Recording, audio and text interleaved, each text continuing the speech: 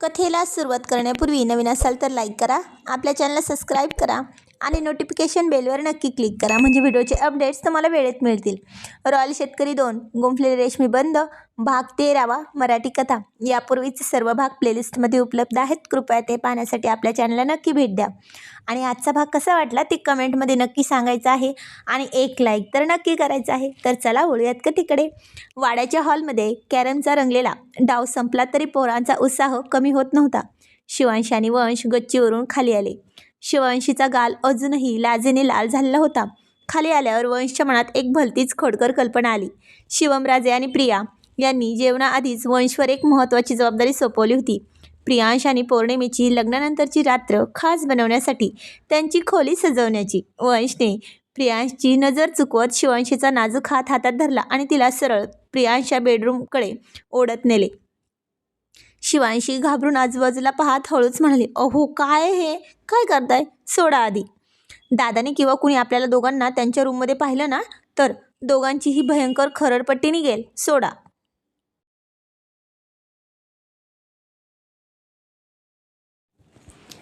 वंशने मागून खोलीचा दरवाजा अर्धा बंद केला आणि तिच्याकडे पाहत मिश्किलपणे म्हणला, हो का, अगं हे त्याच्यासाठीच तर चाललंय, त्याला मामा बनवायचा आहे ना म्हणून. शिवांशीला काहीच समजले नाही. तिने डोळे मोठे करून विचारलं, म्हणजे काय वंश, नीट सांगा ना. वंशने आपल्या पाठीमागे लपवलेला ताज्या लाल चुटूक गुलाबाच्या फुलांचा एक भला मोठा गुच्छ तिच्यासमोर धरला. हे बघ. गुलाबांचा तो सुंदर गुच्छ पाहून शिवांशीच्या चेहऱ्यावर एक गोड हास्य आलं. तिला वाटले हे सरप्राईज वंशने तिच्यासाठीच आणले आहे. ती लाजून तो गुच्छ हातात घेण्यासाठी हात पुढे करणार. तोच वंशने तिच्या डोक्यात हलकीशी टपली मारली आणि म्हणाला, ओ ओ माझी ड्रीम गर्ल, हे रूम सजवण्यासाठी आणलंय, तुमच्यासाठी नाही, चला पटपट आवरून घ्या आता. वंश हसत म्हणाला. शिवांशीने तोंड वाकडे केले आणि रुसल्यासारखे करत म्हणाली, मला वाटलं होतं की माझ्यासाठीच आणले, चला द्या इकडे. तिचा हा गोड रुसवा पाहून वंशचा रोमॅन्टिक मूड पुन्हा जागा झाला होता. तो म्हणला, ही आयडिया वाईट नाही बरं का, छान आहे एकदम. असे म्हणत त्याने प्रेमळ नजरेने तिच्याकडे पाहिलं आणि तिच्या जवळ आला. वंशने खिशातून एक खूप सुंदर अर्धी कळी आणि अर्ध उमललेलं लाल गुलाबाचं फूल काढलं. ते तिचे मऊ रेशमी केस बाजूला करून तिच्या कानाच्या मागे लावत तो अत्यंत हळुवार आवाजात म्हणला, हे बघ, हे खास तुझ्यासाठी. आणि तिच्या काही बोलण्याच्या आतच त्याने तिच्या गोऱ्यापान गालावर एक हलकीशी अतिशय नाजूक आणि प्रेमळ पप्पी घेतली. शिवांशी पार लाजून पाणी पाणी झाली होती. तिने लाजत त्याला बाजूला सरकवलं आणि म्हणले, अहो सोडा आता, चला माझ्या दादाची आणि वहिनीची स्पेशल नाईट आहे, रूम रेडी करूया. हो मॅडम. वंशने सॅल्यूट केला. त्यानंतर दोघांनी हसत खेळत खोली सजवायला सुरुवात केली. प्रियांशच्या बेडरूमचे रूपच पालटून गेले होते. वंश आणि शिवांशीने मिळून बेडवर पांढऱ्या आणि लाल गुलाबांच्या पाकळ्यांची सुंदर नक्षी सजवली. खोलीच्या चारही कोपऱ्यांत गुलछडीची आणि सुगंधी मोगऱ्याची फुले फिरवून अप्रतिम माळा सोडल्या होत्या. मंद प्रकाशाचे, दिव्यांचे तेज आणि फुलांच्या सुवासामुळे त्या खोलीत एक वेगळाच मंद, प्रसन्न आणि रोमॅन्टिक अनुभव तयार झाला होता. काम करता करता शिवांशीच्या केसांचा आंबाडा थोडा सुटलाच होता. तिच्या कपाळावर आणि गालावर केसांच्या काही रेशमी बटा रुळत होत्या. गालावर घामाचे थेंब, छोटे छोटे थेंब तिचे सौंदर्य अधिकच खुलवत होते. काही वेळाने शिवांशीने दोन्ही हातांनी कमरेवर हात ठेवला, पूर्ण खोलीभर नजर फिरवली आणि आनंदाने म्हणाली, झाली रूम एकदम परफेक्ट पद्धतीने सजवून, चला आता. अहो वंश, नाही हो, आता काही शिल्लक नाही राहिले, चला ना. वंशने तिच्याकडे पाहिलं. तिचे विस्कटलेले केस आणि थकलेला पण गोड चेहरा पाहून त्याच्यातला खोडकर आणि रोमॅन्टिक मुलगा जागा झाला. त्याने शिवांशीला सरप्राईज देत तिला हळूच आपल्याजवळ ओढलं आणि तिच्या डोळ्यात डोळे घालून पाहत उभा राहिला. शिवांशी क्षणात बावरली. तिने त्याच्या छातीवर हात ठेवून लाजत म्हटलं, अहो अहो काय करताय, सोडा ना, असं कोण करतं का, सोडा मला. वंश तिला प्रेमाने जवळ धरून भिंतीच्या आधाराने उभा राहिला आणि गप्प राहण्याचा इशारा केला. गप्प बस आता. एवढं सगळं केलंय ना, रूम सजवली, सगळं व्यवस्थित केलं मग एक प्रॅक्टिस तर व्हायलाच हवी ना. शिवांशी एकदम सरळ विचार करणारी मुलगी होती. अशा कोड्यातल्या गोष्टी तिला पटकन समजत नव्हती. तिने प्रश्नार्थक नजरेने विचारलं, प्रॅक्टिस? कसली प्रॅक्टिस? वंशने तिला स्वतःच्या जवळ घेत चेहऱ्यावर मिश्किल हास्य आणलं. तुला नाही माहिती कसली प्रॅक्टिस? हे बघा, असं कोड्यात बोलू नका बरं तुम्ही, सरळ सरळ सांगा बरं ते. शिवांशी जरा खोट्या रागाने म्हणाली. वंश तिच्या अगदी जवळ येत म्हणाला, करून सांगू की शब्दात सांगू? शिवांशीने निष्पापपणे उत्तर दिलं, तुम्हाला जे सोपं वाटेल अशा भाषेत सांगा ना. वंशला जणू आयता चान्सच मिळाला होता. त्याने जराही वेळ न घालवता हळूच तिची नाजूक हनवटी वर केली आणि तिच्या ओठांवर एक अत्यंत हळूवार गोड स्पर्श केला. पण शिवांशी या अचानक झालेल्या प्रेमाच्या स्पर्शाने थोडी बावरली आणि लाजून तिने त्याला मागे सरकवले. वंश, हे काय करताय? सोडा मला.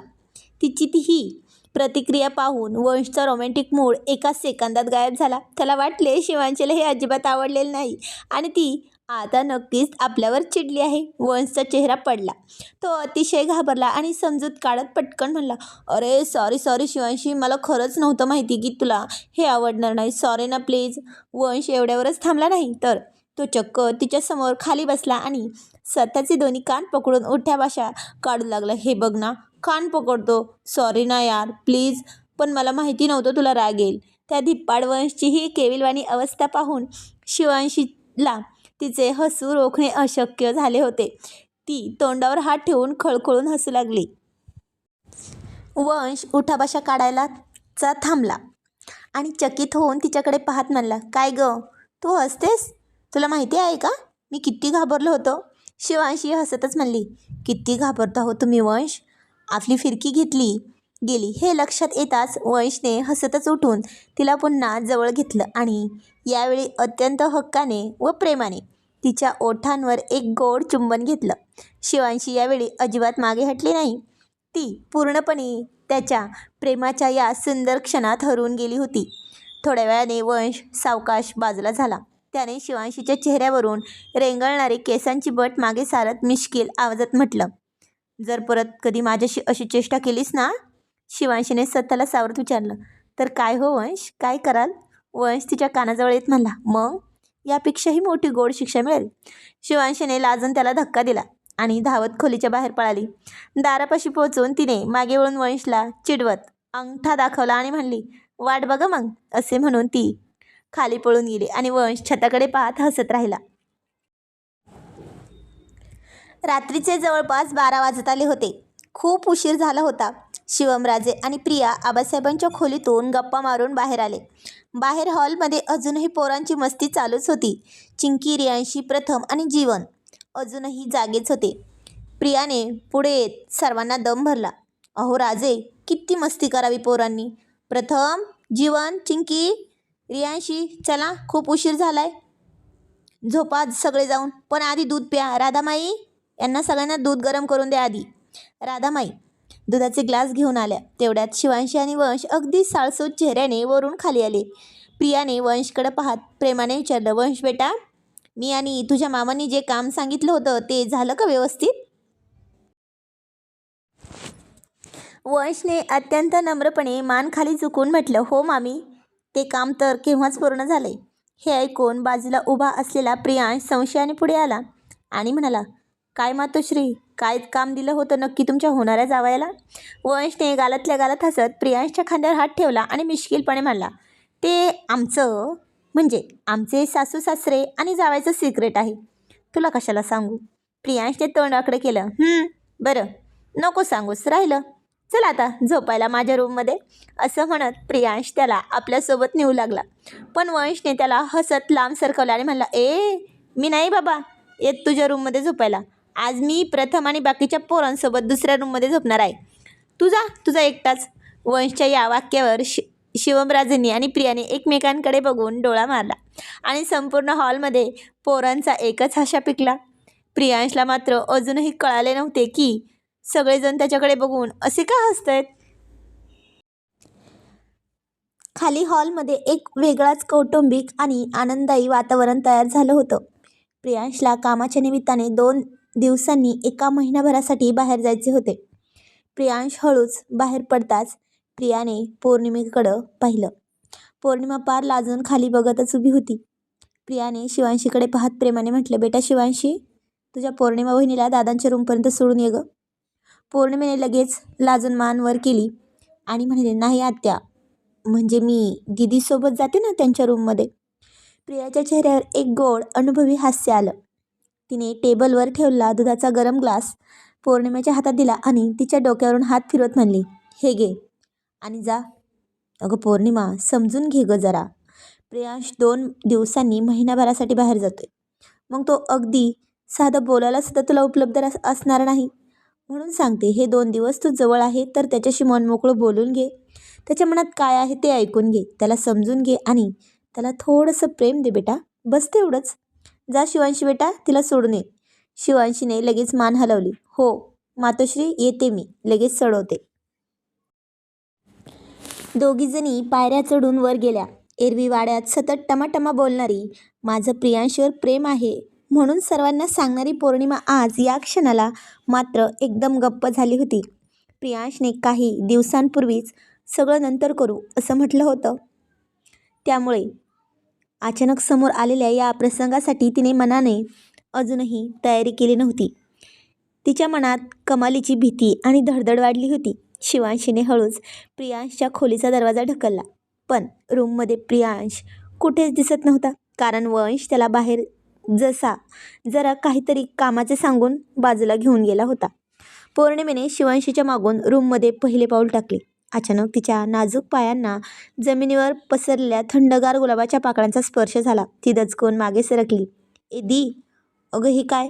मी नाही आत जाणार रूममध्ये. शिवांशीने हसत तिचा हात धरला आणि म्हणाली, पौर्णिमा, हे असं नाही करायचं हं. चल, मातोश्रींनी काय सांगितलंय आजच. पण दीदी, मला खूप भीती वाटते ना. पौर्णिमेने निष्पापपणे शिवांशीच्या हाताला धरून म्हटलं. शिवांशीने तिला हळूहळू रूममध्ये नेलं आणि बेडवर बसवत प्रेमाने समजावले, अरे माझा दादा आहे ना, तो घेईल ना समजून. चल बैस इथे. ती सजलेली मोगऱ्याच्या सुवासाने सुगंधित झालेली सुंदर खोली पाहून पौर्णिमा हळूच म्हणाली, दी, हे सगळं खोलीचं डेकोरेशन कोणी केलं? शिवांशीच्या डोळ्यासमोर रात्रीचा वंशसोबतचा प्रसंग उभा राहिला. ती लाजत म्हणली, मी आणि तुझ्या वंशदादाने. बरं आता बस तू, मी जाते खाली, दादा येईलच इतक्यात. शिवांशी बाहेर निघून गेली आणि पौर्णिमा खोलीत एकटीच उरली. तिची धडधड आणखी वाढली होती. सुमारे 10 मिनिटांनी प्रियांश रूममध्ये आला. नेहमीच्या सवयीप्रमाणे त्याने लाईट लावली. समोर पाहतं तर काय, सुंदर सजलेली खोली आणि बेडवर चेहरा दोन्ही हातांनी झाकून लाजून बसलेली पौर्णिमा. प्रियांश क्षणभर चकितच झाला. तिचा संकोच आणि तिची भीती कमी करण्यासाठी त्याने घसा साफ केला आणि चेहऱ्यावर मिश्किल हास्य आणून म्हणला, ए राणी, तुला रूमचं लॉक कसं आहे ते सांगतो हां. हे डाव्या बाजूला गोल फिरवलं की बंद होतं आणि उजव्या बाजूला फिरवलं की उघडतं. असं म्हणत तो तिच्या बाजूला जाऊन बसला. त्याने हळूच तिचे दोन्ही हात तिच्या चेहऱ्यावरून बाजूला केले. तिच्या लाजणाऱ्या डोळ्यात पाहत तो प्रेमळ आवाजात म्हणला, काय हे? मला तर वाटलं होतं की आज पौर्णिमेचा चंद्रच थेट माझ्या रूममध्ये आलाय, पण त्याने असा चेहरा का झाकून ठेवलाय? त्याचे ते गोड आणि खोडकर बोलणे ऐकून पौर्णिमेच्या ओठांवर एक लाजरी कळी उमलली. प्रियांशने हात पुढे केला आणि म्हणाला, चल दे आता. पौर्णिमेने गोंधळून विचारलं, काय देऊ?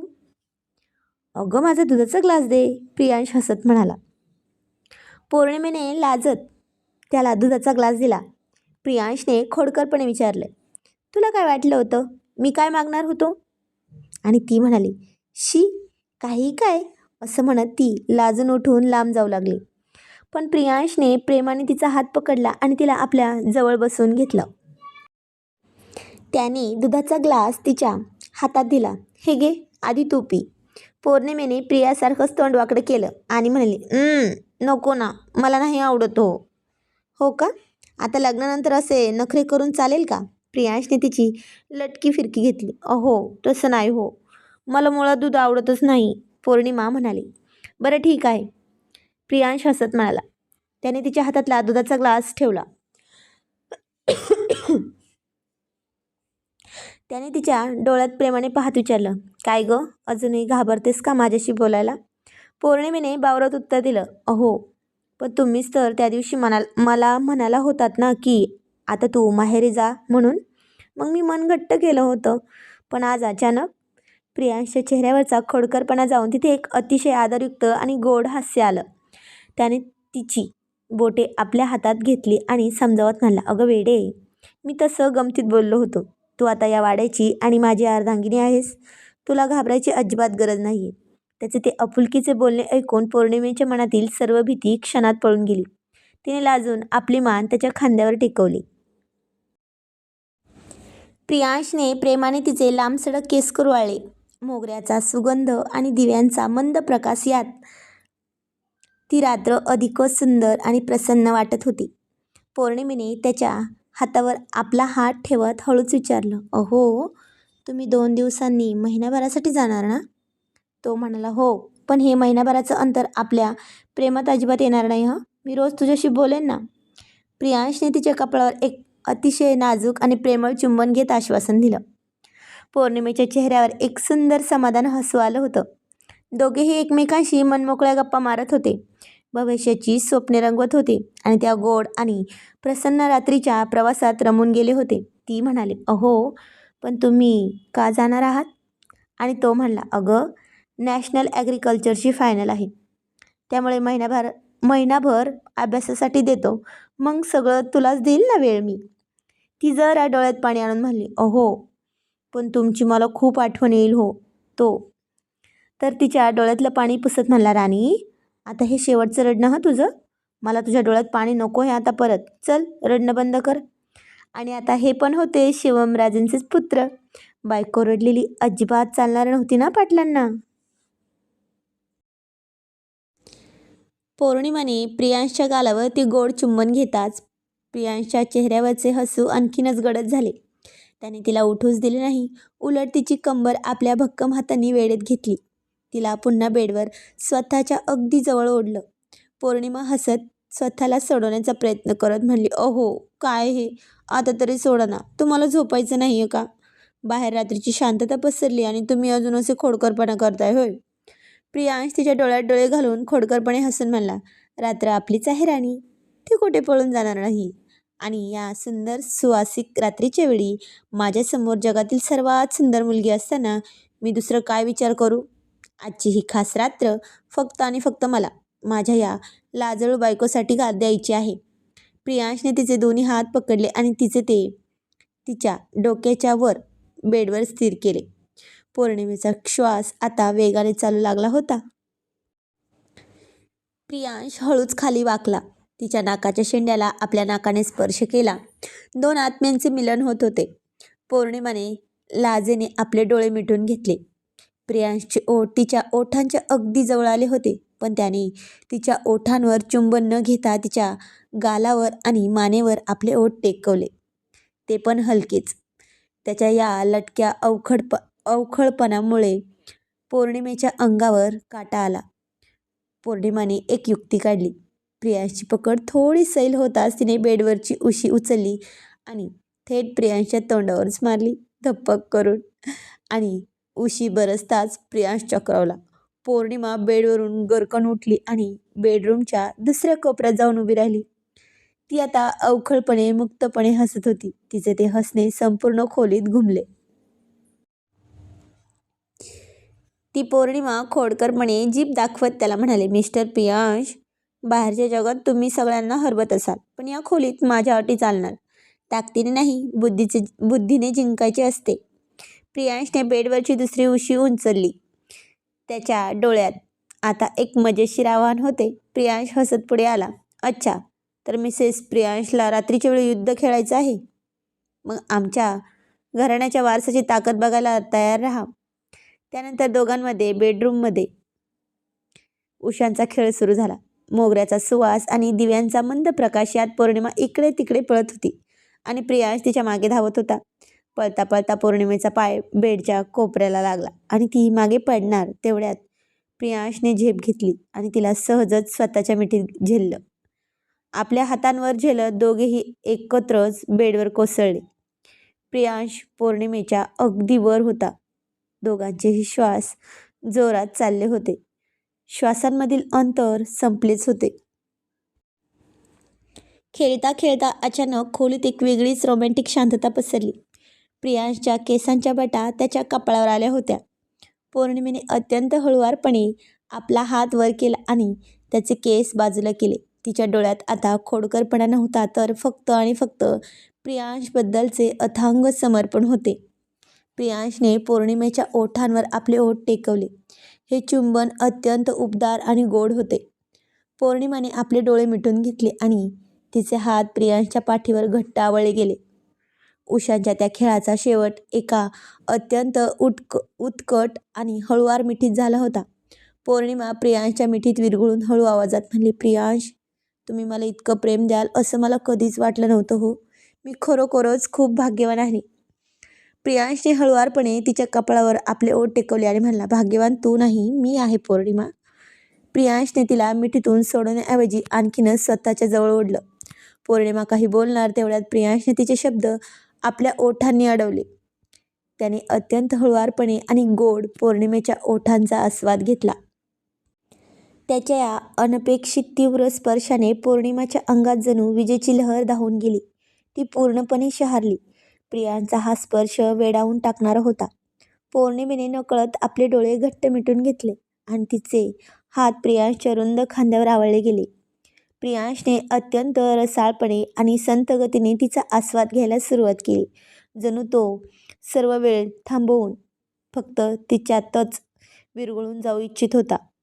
पौर्णिमाने आता स्वतःला पूर्णपणे त्याच्या स्वाधीन केलं होतं.